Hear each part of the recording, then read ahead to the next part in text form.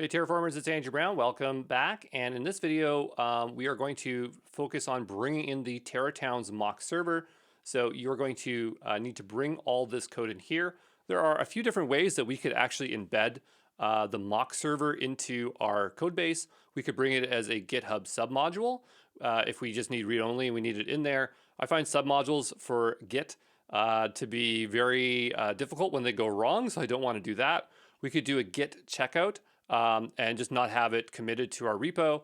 I like doing that for certain projects, but the only thing is that if we need to change anything on the fly from the original server or document things, we're not going to be able to do that. So I think my preferred method is that we're going to bring this code into our repo, and we don't want it as a submodule. We just want to have that code statically living there. That does mean that if I do try to make changes to this, it's not going to be easy to pull. You'll have to manually bring them over. But I think that is the best choice out of our options here. So what I want you to do is go to your repo. For the bootcamp, I'm going to create a new issue, and we are going to bring in the mock server. So I'm going to say Terratowns mock server.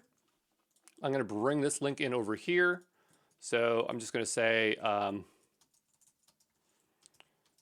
download Terratowns mock server into our repo. Okay, we'll go ahead and create that. We should label the stuff that we're doing.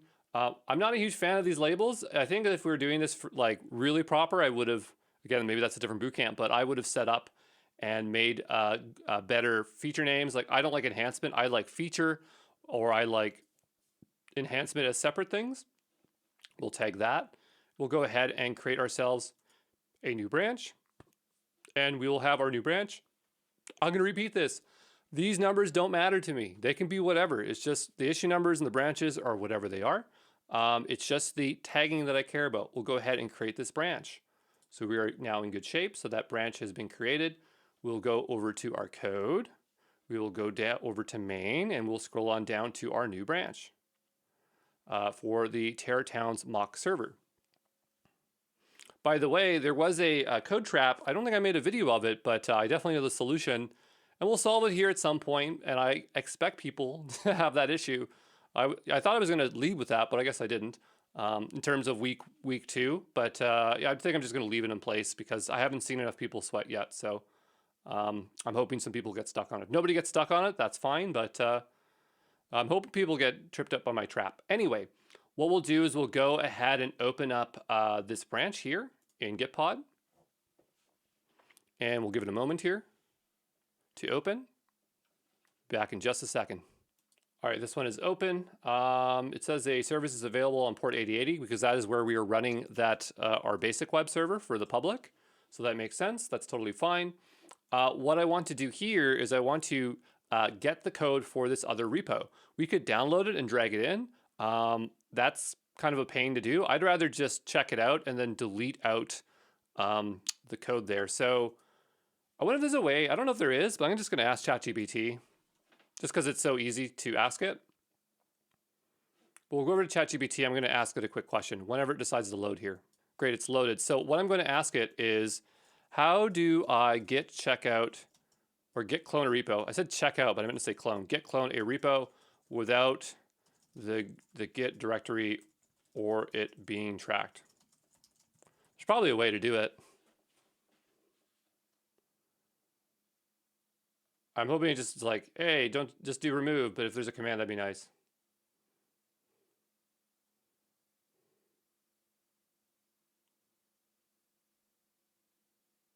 Okay. I think it's just gonna tell me to remove it.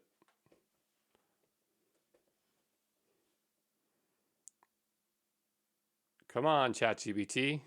Figure out what it is that I want.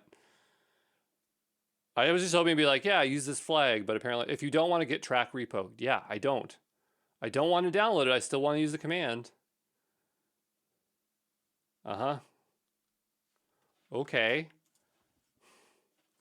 How do I download or how do I clone a repo without it being git tracked? Is there a flag when download when using git clone or a different git command. I feel like there is. Yeah, that's what I was gonna do. Again, all this work just for a shortcut. I should have just removed it manually. The reason I'm trying to find this is because I really want to make sure people don't leave that repo there, because that, or the subfolder, because then it becomes a submodule and it's such a headache. Yeah, so basically it's going to be what I thought it was. So thank you, ChatGPT. You can stop talking now. We're going to make our way back over to here, and we'll go to a different tab. Doesn't matter as long as it's not a tab that is used up. And we want to clone this repo. So I'm going to go here, and we're going to go to code. And it doesn't really matter which one you use, because it shouldn't anyway, because this is a public repo. So I'm going to go ahead and copy this, and we'll go git clone, and I'll go ahead and paste this in here. And well, before I do that, yeah, we want it here. That's fine. Okay, we'll hit enter, and I'm going to type in yes. It's the first time we've downloaded from GitHub or clone GitHub for Gitpod in this environment, so it's common. It'll ask for fingerprint. It says, "Are you sure you want to do it? Please make sure you have correct access rights to the this thing." I think it's because we're using SSH. So what I'm going to do is I'm going to switch over to HTTPS. It makes no sense. Like, I'm the owner of it. Shouldn't be an issue. I'm going to try cloning it with the other one. There we go. Download with HTTPS. So use HTTPS because we don't have an SSH key on this machine. It doesn't really matter which way you get it in. Now that you're in here, I want you to get rid of something that's very, very important. You want to get rid of that .git directory. So we'll cd into Terratowns, and then we'll do ls-la, and I'm looking for this directory. Make sure you're in Terratowns mock server, not your main one, because you don't want to muck up all your work you've done so far. And we're going to hit, or actually before we do that, I want to see if it detects both the repos. So if I go over here to source code, sometimes what it'll do is it'll actually show multiple repos here, but it's not. So yeah, I don't think it would turn into actually a submodule if it was like this. It might just, well, anyway, what I'm going to do is I'm just going to remove this directory. Okay, I think in the AWS Cloud Project Bootcamp, we might have had multiples here. There's one, I don't know, there's projects where I might have multiples. I know how to work in that workflow, but it's been a while. So I want to remove that directory. Be very careful when writing remove commands. I'll just type clear here again. Clear. RM for remove, -rf, remove force it, and remove a directory is I think the R for it. It's just .git. That's all we want, .git. We'll hit enter. We'll type in ls, and you'll notice that it's now, well, ls-la, it should be gone. We don't necessarily need the .git ignore file there, but I'm going to leave it in there because it's not a bad one. This gitpod YAML file is going to do nothing because gitpod YAMLs only work at the top level. So I'm going to go into this one. Sorry, the one in the mock server. Here it is. I'm going to grab this task here. I'm going to cut it out. I'm going to make my way over to the other gitpod YAML file. And I'm just going to go up here. And, well, I don't know. I'll put it at the top.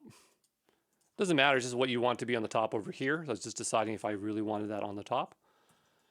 And it's also usually the first one that opens. But bundle install. Yeah, I'm going to put it one down. I don't want it to be on the top. Bundle install. Before we do that, we need to cd into the correct directory here. So I'm going to say cd into Terratowns mock server. Otherwise, it's not going to make a whole lot of sense. It's using a init. I'm going to just switch that to before so we have less of a headache.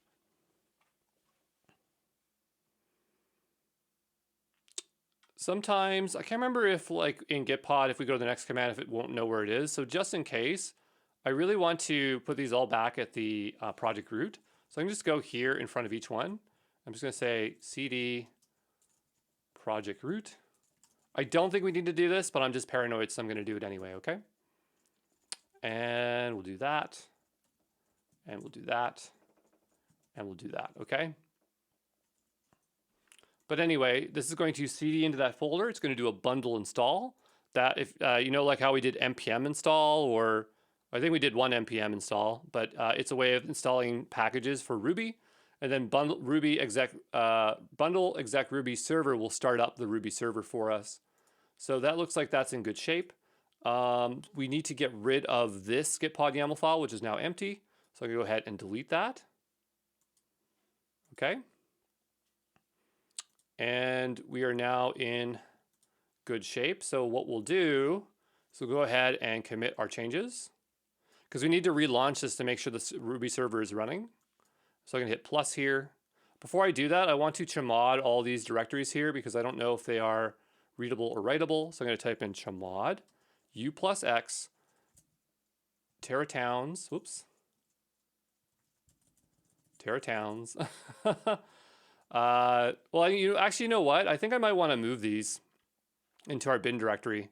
So I'm gonna go here. I'm gonna make a new folder. I think that's what we documented to. It's just gonna be less confusing if we don't have two bin directories. Actually, what I'm gonna do is just delete this folder that I just made. I know that's confusing. I'm gonna rename this one to Terratowns. And then I'm going to drag this into the bin. Okay. And so now we have these actions up here. So this is nice and neat. So what we'll do is type in clear here. And I'm actually in this directory. That's why that wasn't working. But I'm going to go ahead and type in chmod u+x bin Terratowns asterisk. The asterisk will say, or wildcard, as it's also known, is going to apply these permissions. So these are all executable. We'll go ahead and hit enter, and they are now all executable. So we should be in good shape. I'm going to add all of our changes. I'm going to refresh this because I don't trust it. And I'm going to go ahead and commit this code. So we'll say pound, what ticket number are we on? This is ticket number 45. So we'll say copy Terratowns mock server into our repo. And the other part of it is move bin directories into main bin directories, I guess. Okay, that looks like that's spelt wrong, that word. Is it? I don't know. We'll commit that. We will sync those changes. I'm going to double check our graph here. Okay, we are up here now, so we're in good shape. I want to go ahead and stop this workspace, because I want to test that our task is working correctly. And so we'll give this a moment here to stop. Well, we don't have to wait, watch it. We'll just close this out. And I want to go back to here. I want to make sure I'm on this branch. I'm going to go ahead and hit the gitpod button. And we'll wait a moment. We'll go ahead and hit continue. And we'll let this workspace open. And so what I'm hoping for is that Sinatra, the Ruby server, starts up, and then we'll start to take a look at the code, and we'll document the code so we know that we understand it. When you go into a code base and you don't know anything about it, and you can try to make your own notes or document it, because this is embedded in into our app, which is what I wanted, so we can make notes. That's why we're making notes. So if we go to our second tab, it looks like the web server is running and in good shape. There's no errors, so that looks good. And so, yeah, that means that is working well. I'm going to make my way over to our to the mock server. I just want to show you a few things. Okay, so Sinatra is of course a singer, but there's also a framework called Sinatra. And so Sinatra is a web application or web framework for building out web apps. And you can write as little as this and have a web app working. So we're using it because it's lightweight, it's easy to mock it. And if we do have to modify anything, it's going to be pretty simple. And I was hoping that the code is very simple to understand, whereas something like Rails, a larger framework, would be confusing. So this is the web server that we're using. And it wouldn't have been too hard to build, but I just wanted to save us time and try to focus more on the Terraform side and not the web server side. But if we go up here, let's install and reload. Sometimes you have to do this to get the highlighting to show up. It's a bit finicky. I don't know why. Over to extensions, we might have to resync it. It's reopening. There we go. So we have our highlighting. Gonna bring this on over here. Make public, make public. Yep, that's all fine. Yep, cancel, cancel. Okay, so I'll bring this to the side here. And so everything is contained in a single web server. The way we're running this is really, really simple. If we go over to our git pod YAML, we're doing bundle exec ruby server.rb. Now we could probably just do ruby server, but bundler is the way you bring packages into Ruby, just like how Python has, I want to say Python eggs, but that requirements.txt file, similar to how Node has its package manager with npm.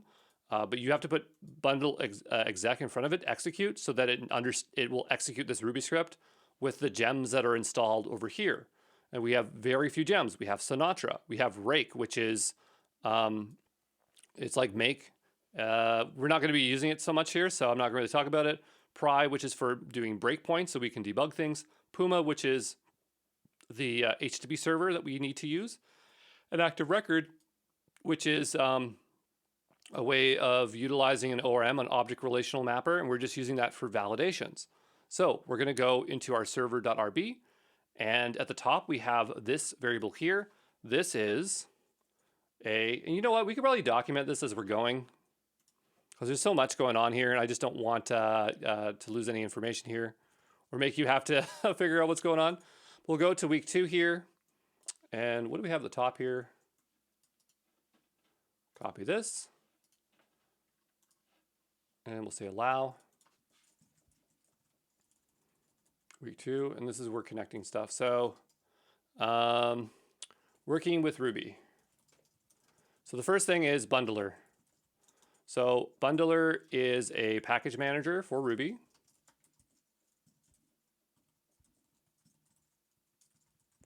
It is the primary way to install Ruby packages known as gems for Ruby.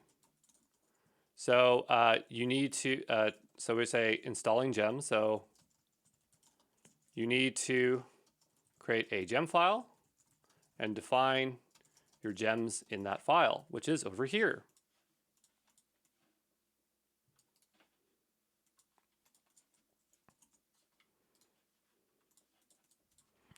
This Ruby gems here at the top, that's actually where the gems are hosted. That's the website.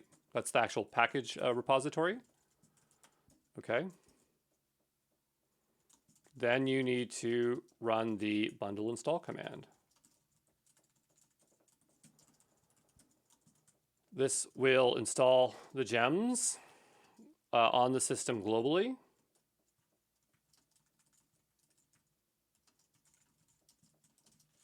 Unlike Node.js, which installs packages in place in a folder called Node modules. I'm just saying that for those who have any experience with JavaScript, that a gem lock file will be created to lock down the versions, the gem versions being used in this project. Okay, so there's that. All right. Executing Ruby scripts in the context of bundler. When we want a script to be able, we have to use bundle exec to tell future Ruby scripts to use the gems we installed. This is the way we set context. Hopefully that makes sense. Okay. And then we'll go get Sinatra here. Again, I'm just providing all this information just in case you run into problems and I'm not around to debug it with you. So we'll go here, and this is working with Ruby. That's 2. This is really 3, and these are 4. Okay. And we'll say Sinatra. Sinatra is a micro web framework for Ruby to build web apps. It's great for mock or development servers or for very simple projects. You can create a web server in a single file. And that's the major reason why we're using it. Go here. I'll put the link here. SINATRA, SINARTA. So that's there. And yeah, we'll just keep working through this here. Okay, so say Terratowns web server, mock server, running the web server. We can run the web server by executing the following commands. That'll just be bundle install and then bundle exec ruby server.rb. All of the code for our web server is stored in the server.rb file, right? Now let's go take a look at the actual server.rb. So if something starts with a $sign in Ruby, it's a global variable. I am going to get into specifics about Ruby, but the thing is that when you use different languages, you'll start to notice trends. So other languages do use $signs to specify a global variable. So we will emulate or mock having a state or database for our mock server for this development server. I'm going to tell this to wrap because I don't know. Maybe I'll just do hard breaks here. Let me just close this up here. Yeah, we will mock having a state or database for this server by setting a global variable. You would never use a global variable in a production server. And that's just a general rule for programming languages. You don't usually utilize global variables. There's some cases like in video games and things like that. But this is the way we're going to do it. So this will persist in all instances, any requests that go to this. So really, this web server can only handle a single request that's mocked. Then we have this here. This is a Ruby class that includes validations from active record. So this will represent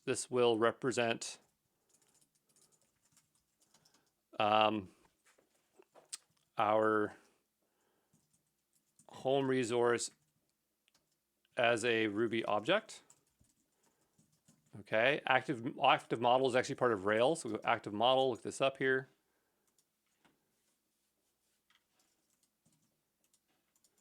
So active model is part of Ruby on Rails. It is used for used as an ORM. It has a module within active model that provides validations. The production Terratowns server is Rails and uses very similar, if not identical, and in most cases, identical validation. And so that's the reason I wanted to just use this here, because for the more or less, you'll know exactly what it's validating. So here we have an object, and we need to create some virtual attributes to be stored on this object. This will set a getter and a setter.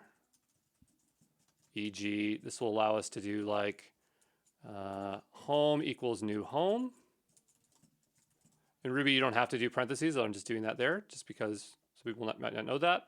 And so this would be like town equals hello. This is your getter, or your setter. And then home, town, this is your getter. Okay, so getters and setters are very common in programming languages, but this is just making it so we have all these properties or attributes on this object. So we have town name, description, domain name, content version. Validates is used for validating. So we linked this here to show what those validations look like. And basically, Ruby has a bunch of different ones here that we can do for validations. Okay, nothing super exciting here, but just say Rails validations. I might have another link for this here. Yeah, this one's a bit better. It actually shows all the different types of validations we can use, like format. So I'm just going to go here and bring this in here as well.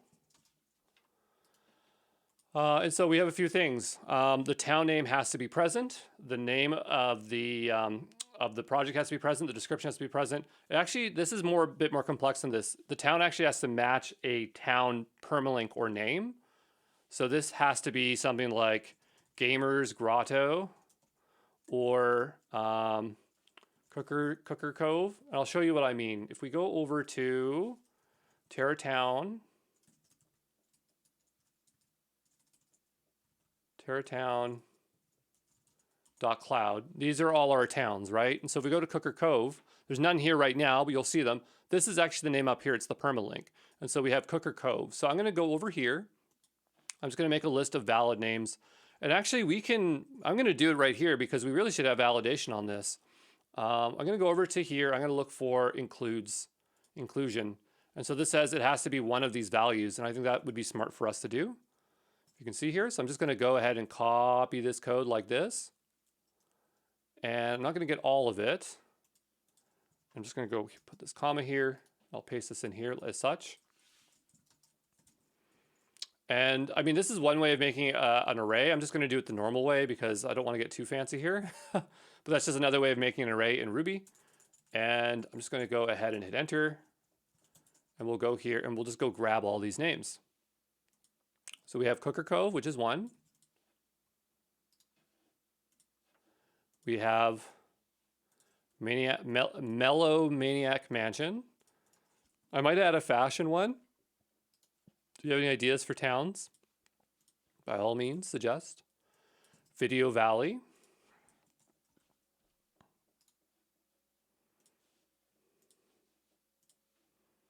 The Nomad Pad.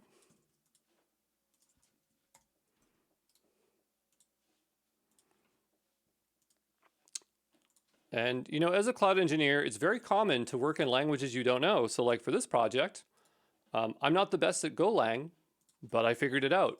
Do I know everything about Golang? No.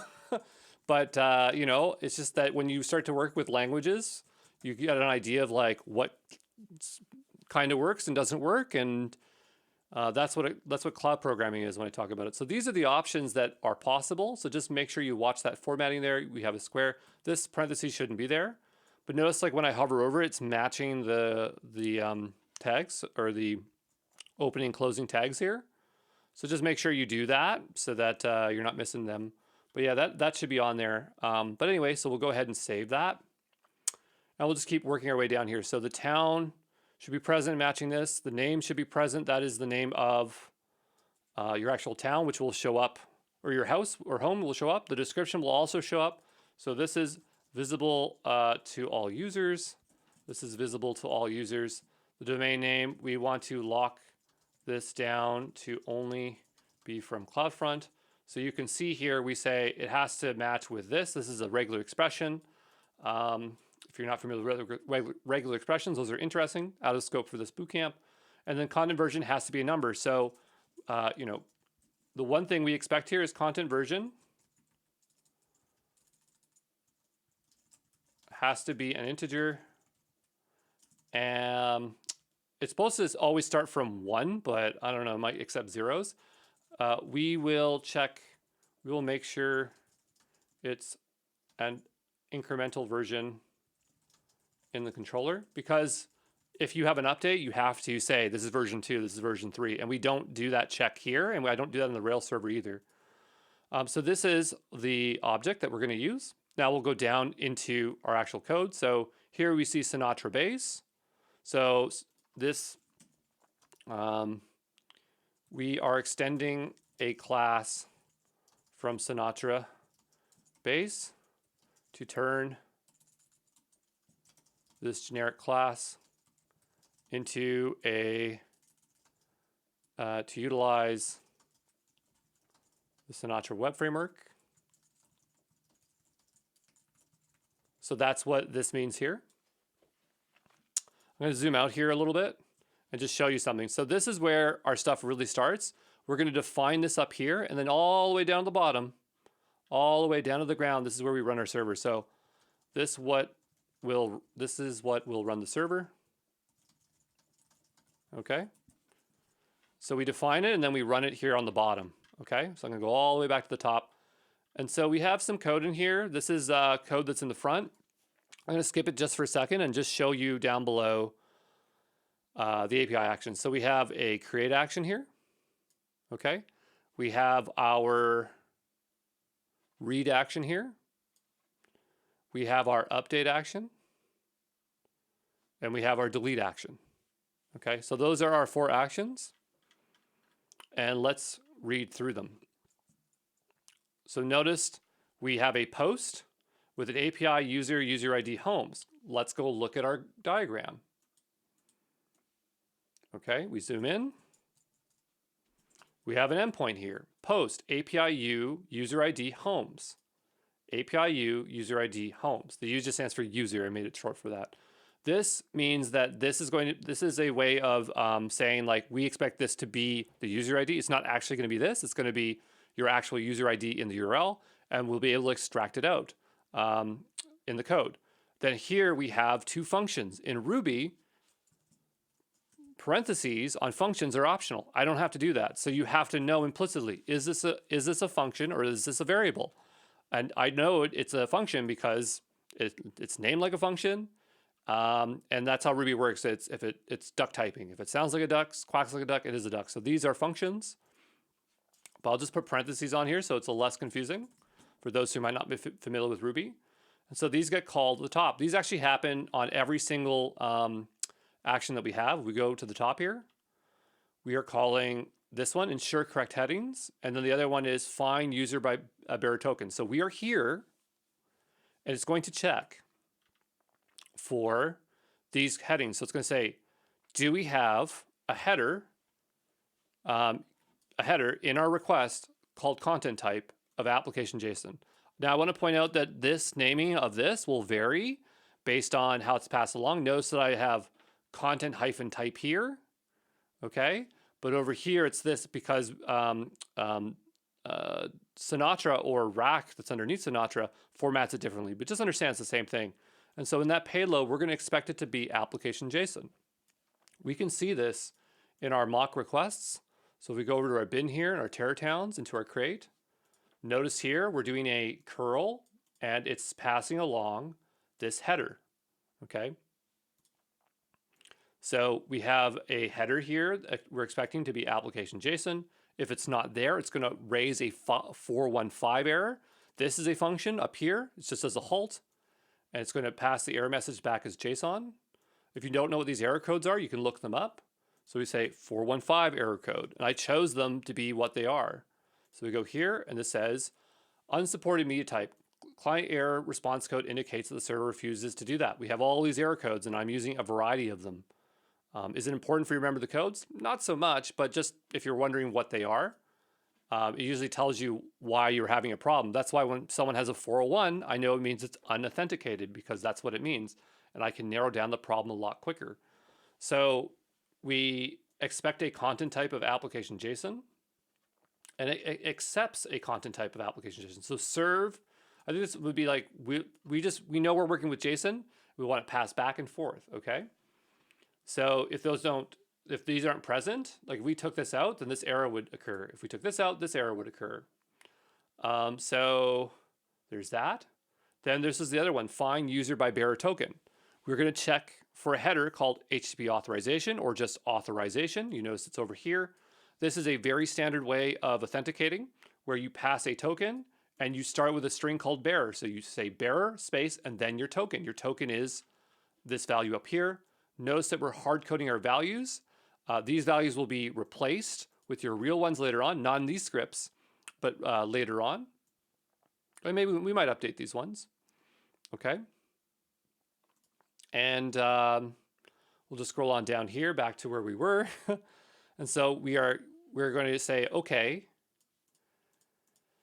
this is a bearer token. So I'm just going to go ahead and look in bearer token, bearer authorization, or authentication. I guess it's authentication. I like to grab it from Wikipedia, so I'll just do that. And that's what this is here. Bearer token. Oh, they really don't give it its own page. Really? Well, I guess we'll just grab it from here. And I'll go here. And I'll go just above here like this. So that is how we are authenticating. What it's doing is it's checking to say, is the bearer token there? So we're saying, check if the bearer token is blank, missing. If so, throw an error, right?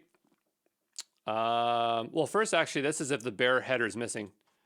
So this will be check if the bearer or the authorization, I said authentication, but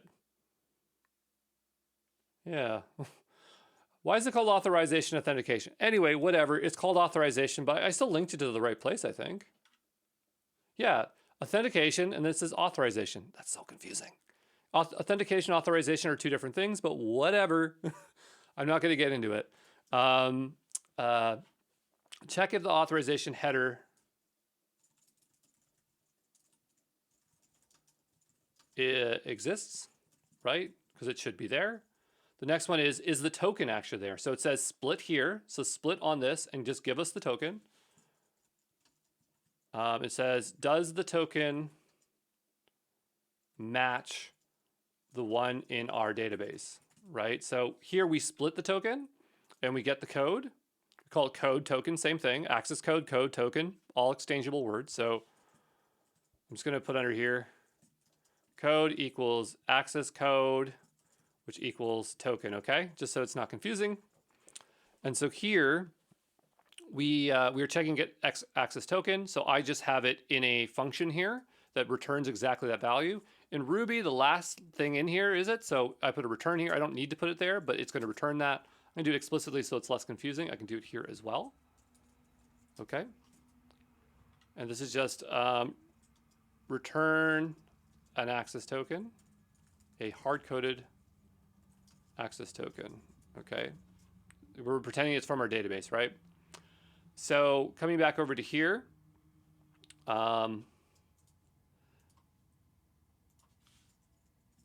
if we can't find it, then return an error. Okay? Or if it doesn't match, because that's really what it's checking for. Notice here that for the error codes, I do A100, A1001. That's just a random thing that I put in there. I didn't want to name these all uniquely because when you really do implement these in the back, you shouldn't even have these error codes, but they should just be generic because you don't, from a security perspective, you don't want to tell people exactly why they got it wrong because then they'll know exactly the reason why. We want to know the exact reason why because we're learning and we don't want it to be super painful to figure out. And you don't have access to the production server, so you won't be able to debug it. But I want to make sure that we make it easier for us. So I made the message generic because that's how it would actually be. But I put this code in front of it so we can narrow down the exact problem. So if you get A1001, you know it's because of this reason. Your token doesn't match. Then we check, was there a user UID in the body payload JSON? Okay, when you send an HTTP request, okay, I'm not sure if we have an anatomy of an HTTP request here. I'm going to go here and see if we have one.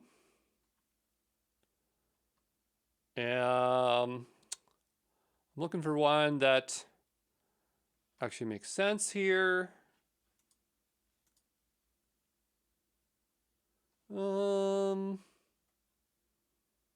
don't really like any of these examples.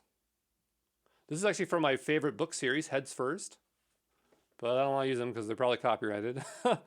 But this one probably makes the most sense here, where you have headers and you have message body and you have the request line. So what we'll do is I'm just going to describe this in our own diagram. Okay. I'll just say here, anatomy of a request header, of a request. And I'm not sure if this is going to be 100% accurate, but it'll get the point across for those who are not familiar with HTTP requests. So the idea is that we are going to, like a web server accepts HTTP, Hypertext Protocol, or whatever you want to call it. I do have slides for this, but I just don't feel like pulling them up. I definitely have them now that I'm thinking about it. But anyway, so you have an HTTP request and a web server needs to get them. So server, we'll just look for a server here. Any server icon will do. There we go. So we have our server, our HTTP server. And we want to have a request.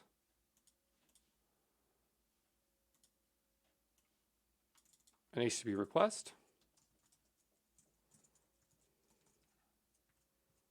That we want to send to it. So go up here. Just drag this on down here. And there's going to be stuff that's in it. So the first thing here is we have the request line. Let's bring this in here. Request line. And then we also have here the headers. And then we have the message body.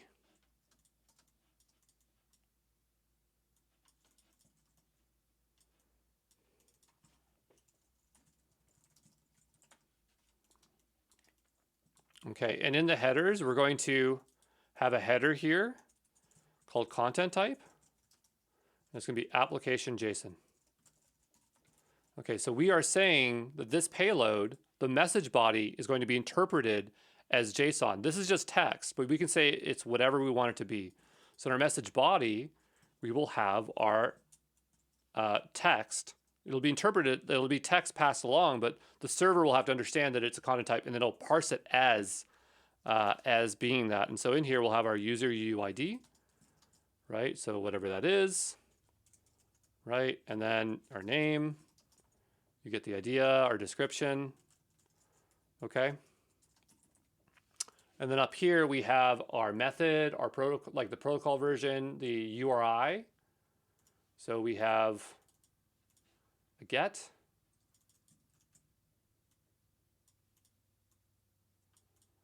Okay, which is our method.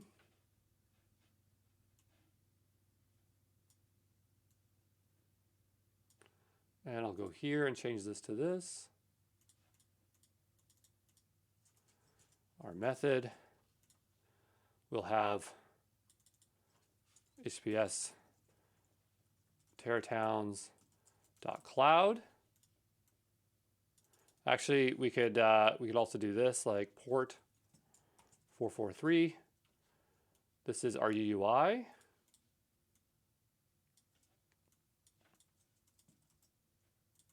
URI. Okay, and then we need to have, we might have a query string. So on the end of this, let's align this to the left here.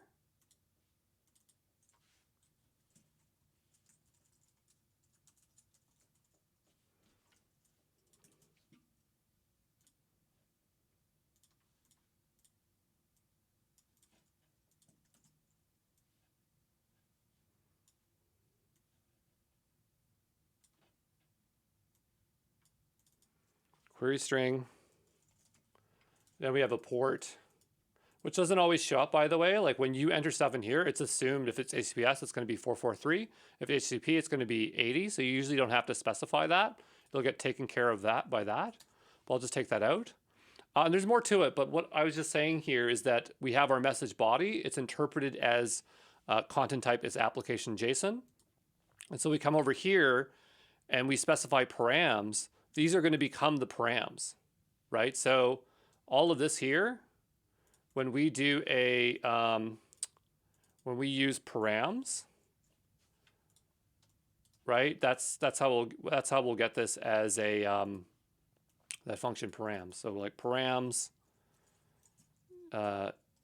user UID. And that's not always the case because sometimes they might have a separate function up here for query strings, but in Sinatra, it's going to grab it from here and it might also grab it from there. So I know it's really confusing, but I'm just trying to kind of illustrate the best I can. I don't want to get too much into that. I kind of feel like I'd be doing a boot camp on that by itself. But anyway, when we use params, it's grabbing it from the message body. And if you go over here, you'll notice we have a payload, which is the body here, and it's just a JSON string. It's not even JSON, it's a JSON string, because you can see it's escaped, right? And that message body will get processed behind the scenes here. But anyway, we'll see this stuff more also in Golang when we look at it, because you'll start to see request and body and stuff like that, and we'll keep referencing back to this and try to make sense of this. But the user UID should be present. If it's not, throw an error. And then here, the code and the user UID should be present. Should be matching for this user. And in Rails, basically what we're doing is we're saying, find the user in Rails.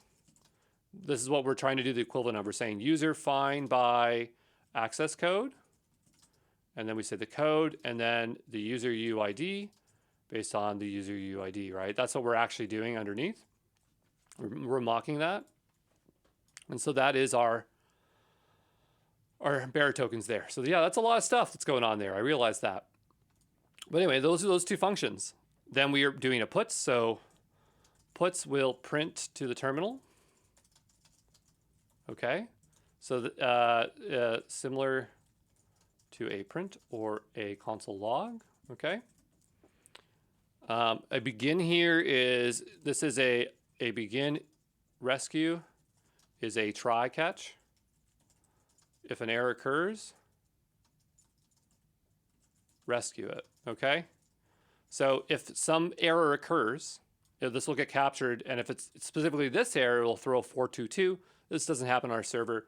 But notice here it says request dot body read. So it's requesting the body. So in order to, oh, sorry. So I made one mistake. Up here we have params, and I said it comes from here. This is totally a lie. Well, not exactly, because in Rails it works this way, but up here, I'm going to go here. It's not a total lie. The thing is just that the way it works in different web servers is a bit different. But up here, we're going to have things like this. We're going to have user UUID, and then we're going to have like towns UUID. Okay.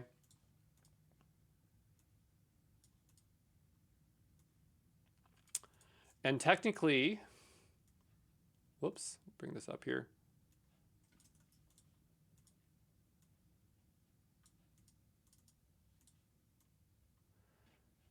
Come on, you, you thing. Holy smokes, that did not want to move in the right spot. That was frustrating. This is the query string. Okay, so actually these up here, these will get interpreted as params. Sorry, this will be params here. The reason I got that mixed up is because in Rails, they kind of consolidate everything to params to make it a lot easier. But Sinatra can't do that. And so this is actually going to be in our, I'm just going to make this smaller here so it's not so gross. This is actually going to be our line here, which is this. Okay. But other frameworks like Rails just automatically do it. I would just use params normally, but that's why I kind of got mixed up. Okay. But that's for Sinatra here, that implementation here. So we say request.body, and we say our body is here, our message body. And then we read it, and then we parse it as JSON. So Sinatra does not automatically parse JSON bodies as params like Rails, so we need to manually parse it. Okay, and we assign it to a variable called payload. And then down below, we're just trying to make this a bit easier to work with. So we're not necessarily validating there. We're just printing out. So assign the payload to variables to make it easier to work with the code. And then down below, we're just printing them out. Do console for easier to make it easier to read, easier to see or debug what we have inputted into this endpoint. Okay, then here we are creating a new module. Again, we could do parentheses here. We don't have to. It's Ruby. Create a new home model and set the attributes. Okay, these are all the ones that we expect to have. And then we'll say validate that the object, that the home, or ensure our validation checks pass. Otherwise, return the errors. Return the error messages back as JSON. Okay, here we're generating out a UUID at random. Okay, we do that, and then that gets set. So now set the global, so we'll mock save our data to our mock database, which is just a global variable. And then down below here, we'll just return the UUID. The way resource works for Terraform is that it has to have a unique identifier, a unique ID, and so generally those are UUIDs that get passed back. We're going to see that when we look at the actual state file. Now we're onto our read action. So notice that it's going to read. We already covered these before. We know what this does. Here we're just saying, you know, does the UUID for the home match the one in our mock database? If it does, then do that. Otherwise, return it. Here it's just going to render this out as JSON. So take all this hash, this Ruby hash, and turn it into JSON. Similar thing.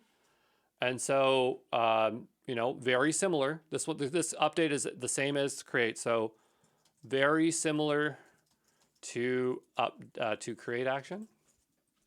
Okay, so we don't really have to document that.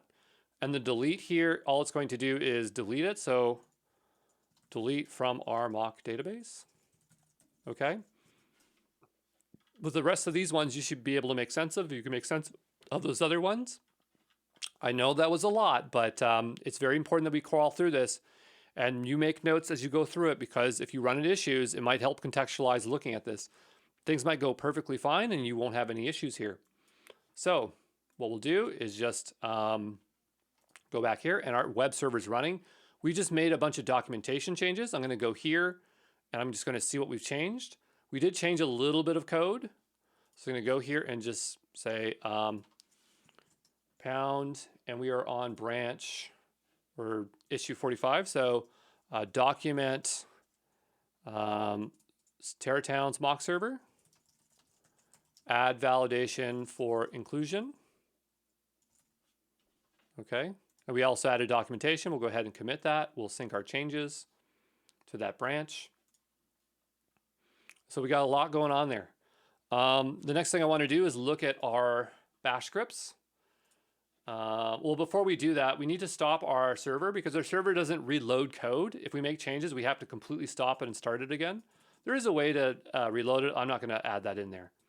But anyway, so I'll go here. I'm going to hit Control-C as it suggests. Okay, I had to tap it a few times. We'll type in clear. And what I want to do here is I want to start the server up manually. So that will be bundle exec Ruby server RB. I just hit up on the keyboard because they were executed before. We can write it out manually, but I'll just write it out. Bundle exec Ruby server.rb. We'll hit enter.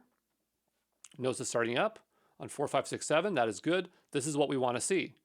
So now we have these bash scripts. So these bash scripts, and normally in an intermediate bootcamp, we would write this all together. I'm trying to make it easy for you and not have to debug bash scripts. But we were using this curl command, and I actually just asked ChatGPT. I said, write me a bash script that will send a post request to an endpoint localhost 4567 API user UUID homes UUID with a get, or actually we'll do a post. We'll do this. It should have a header of content type and accept of application JSON. It should expect a bearer authorization token. The payload, the JSON payload should have the following fields: name, description, content version, town. Like, it's not going to know exactly what all these things are, but was there another one I'm missing? I feel like I'm missing one.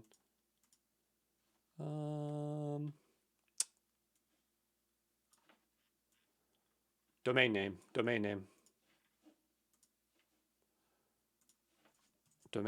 And we'll see what it can do. I'm just trying to tell you that, like, if you don't know how to do this is stuff that ChatGPT can get you part of the way there. Or at least look at it and try to, okay, what am I looking at, and do better research on it. But like, I know how to make these, but I just told it to do it for me, and then I refactored from there. In fact, it might even have a better way of doing it, because I definitely didn't do it this way. I embedded it as a single line, which wasn't as fun. But anyway, here you can see that it is, we have the authorization token, the bearer token, content type. I kind of like this. I kind of like what they're doing here, because I only have this as one line, and it's a little bit messy. But what I do here, and it's a little bit more complicated, is I have it and I pass it back to response, and then I pass it to here because I wanted to print out the information here. So all this stuff here was so that I could print it out in a very pretty way. And it also had to just do with how the API worked before. But anyway, all this stuff is here. I don't want to really go into that, but I just want to point out that, you know, you can more or less use ChatGPT, and this is really good. This is pretty much close to what I have, except I have some extra stuff for fun. But anyway, what we're going to do is we're going to go to another tab here, and we will go ahead and try to trigger this. So I'm going to do bin Terratowns, create, and see what happens. And notice what it returns back is this user UUID, or just the UUID, sorry, of the house. And that's what it's supposed to do if it works. That's all that our provider is going to want back, is that. But yeah, again, this is all just for pretty print. You see I use like JQ to make this pretty looking. By the way, if you're not using Gitpod, you're going to have some trouble, because some of these commands are going to be expected, like awk and JQ and grep, and they work differently on different systems. If you're using local development and you're having trouble, you could probably just use something like this that's simpler and not have all this fancier stuff down below, but you're not going to have this pretty printing here that is nice and clear, okay? Anyway, so our create worked. And if we go back over to Sinatra, you'll notice that it's printed some stuff out. So it hit the create action. It's showing the stuff that has been passed along. And we have our UUID. And so now what I want to do is I want to emulate a destroy. Well, actually, we'll do a read first. So if we read it, Oh, it wants the house UUID. So see this one up here? We got to copy that here. Copy. And we'll hit up again. And then we'll paste it in. We'll hit enter. Okay, because all those other ones require that UUID. Coming back over here. And looking at our API. Notice that this one needs user UUID. That gets passed on as the head. Actually, no, it's right in the URL. Never mind. I said header, but it's in there. But we need to supply the UUID. And so we don't hard code that in because this thing is randomly generating one out, which is more how it actually would work in production. Okay, so we pass it there, and it returns back this payload. Now what we'll do is we'll go here and we'll switch this out to update. And I believe it does make a change. And here it's complaining because it says domain must be of the cloudfront.net format. And that's our code trap, okay? So if we go over here and we look at this here. Okay, so I think there's just an issue with my code. Yeah, this is the code trap I put in here. Okay, so the thing is that on the update, we don't update the domain name. Domain name should only ever be set once. The same thing with the town. They only get set initially. So if we go back over to our code in Terratowns, into our server.rb here, we need to fiddle with this a little bit, okay? So the issue here is that this is validating for the domain name and for the town every single time, but we don't supply it every single time. So what we need to do here is go to our update action, which is down here.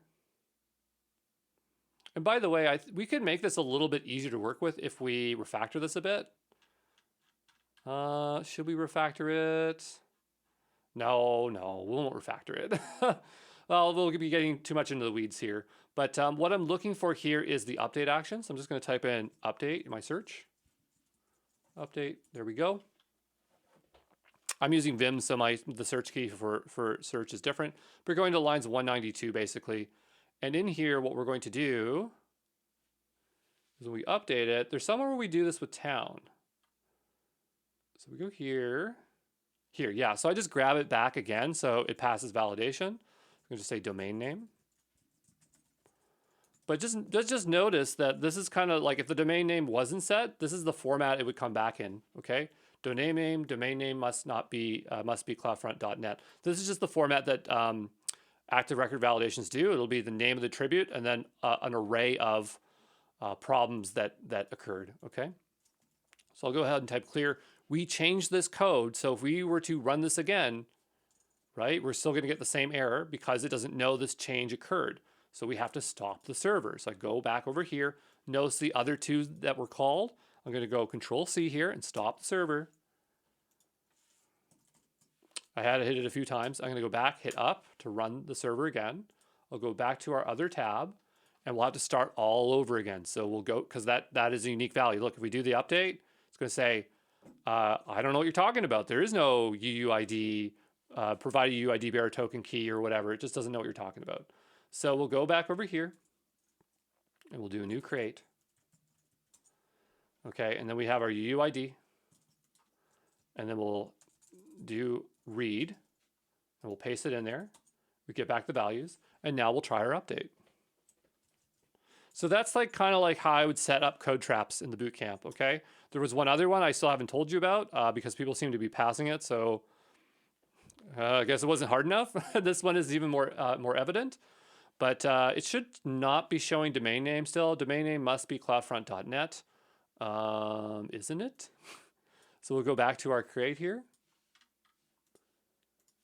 and we'll double check here.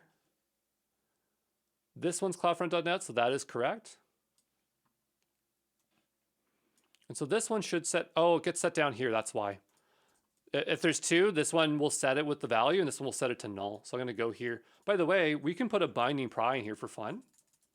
Like let's say we couldn't figure out what the problem was, right? I would put it down here like this, right? And save it. And now what we would do, here is we would go and stop the server. Breakpoints are awesome, by the way. Not all frameworks and languages support it, but Ruby has it, and not some other ones. Python has it, but it's a pain to use them, so I don't like Python so much. But we'll go ahead and hit enter, and we will go and run the create command, which is fine. Then we will go ahead and hit up and do read and paste in our new read one, which is fine. And then we'll do our update. And it should stop here. So notice that it's hanging. This is correct. This is what we want to happen. We'll go back to Sinatra. Notice it stopped here. We now can interact with the code directly. I can type in home. It'll show me what that is. I can go home domain name, and I can see that it's blank. Oh, it's nil. Why is it nil? What are we passing in? Well, it comes from payload domain name. I can type in payload and see that there is no domain name here. And we're not supposed to pass a domain name here. So this shouldn't be set at all. We can take that out. Okay, content versions there, that's good. And actually, I just noticed, this isn't a code trap, but I noticed that I did not implement the check for the content version. And here we're supposed to say that it's supposed to be the next version or increment version, but that's okay. Anyway, coming back over here, you know, that one's not supposed to be set. That's fine. But is the home there? If we go home, is that there? Yes. And if we go here and do :domain name, that's set. So yeah, that's our problem. We'll take this one out of here, and we'll take that binding pry out because we don't need it anymore. I'm going to type exit to get out of this, and it's going to execute normally. If it cries like this and doesn't proceed forward, we'll just do Control-C a few times. We can type clear. We'll hit up because we've changed our code, and we'll start over. Tedious, I know, but this is development for you. We'll go and create. We'll grab our code. Okay, we will read. And then we will attempt an update. Okay, so it updated it, which is great. If we go over here, we can see our create, our read, and our update. It does update the values. If we read it again, they should be different. We don't print them out in the update. I don't know why, we just don't. We could if we wanted to, but I can go back up to the read and notice now that it should be slightly different. A new house description, new house, even though they're homes. But we'll go ahead and we'll destroy that now. Okay, so it is, well, sorry, delete. Great, house deleted, still old messaging, which is fine. It's not exactly one-to-one. In the new one, it would actually return a user UID. I'm actually not sure why it's doing that because I definitely remember updating that, but that's totally okay. So just understand that it's supposed to return a UID there. I wonder if that's going to cause us a problem. Give me 2 seconds, okay? I'm just going to show you like the Rails code, like how it's similar but different. So notice it's very similar but different. And so I'm kind of matching that, but this is what we wanted to do, is to return the UID. So I'm going to go here, and before I clear it out, I'm just going to say UUID, and we'll say home UUID, and then we'll say UID here. UID. This is not a code trap, but we do have to fix it because it's going to rely on this to work correctly. So I'll have to stop the server. We'll hit up. We'll go over here. We'll clear this out. We're going to go ahead and go back to the create. And I just want to go ahead and destroy it. So we'll go and hit up and then say delete, paste it in. And I want to get back that. The reason this is happening is because it references it here and then it deletes it. Do we set the UID? We definitely do. Oh, it's, is it colon? Yeah, it's colon, sorry. It's supposed to be a colon here. That's a symbol. They're kind of like strings, but they're not. Don't really want to get into that. It's confusing. We'll go here and do Control-C, hit up, go back, and we will go ahead and do a create.